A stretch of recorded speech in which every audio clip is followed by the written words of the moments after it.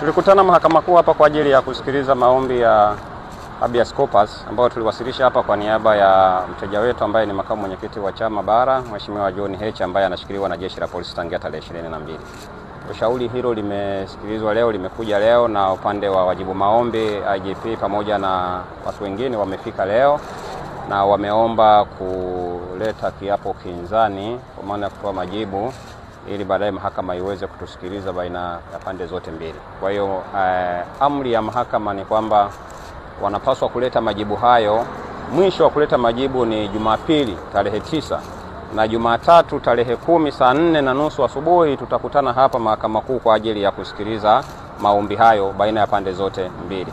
Kwa hiyo mosi, tunashukuru sisi mawakili, mosi nishukuru mahakama kwamba imeona udharura wa hilo jambo, sababu tumefaili jana, leo wametuita na wametoa muda wa counter affidavit angalau kwa siku hizi mbili. Nafikiri kwa sababu leo ni Ijumaa, Jumatatu tena tunakutana hapa kwa ajili ya kusikiliza, kwa maoni yangu nafikiri ni haki kabisa, na tunashukuru mahakama kwa kuona udharura huo.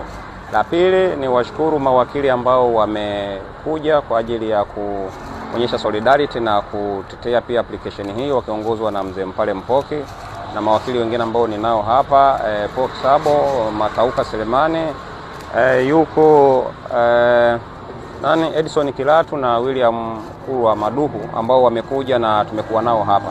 Sasa mnaelewa jinsi scenario ilivyokuwa, kuna wengine walikuwa nafikiri labda anaweza kapelekwa Kisutu, kwa hiyo mawakili wengine hawako hapa kwa sababu walikuwa Kisutu wakidhani kwamba huenda Mheshimiwa Heche angepelekwa kule.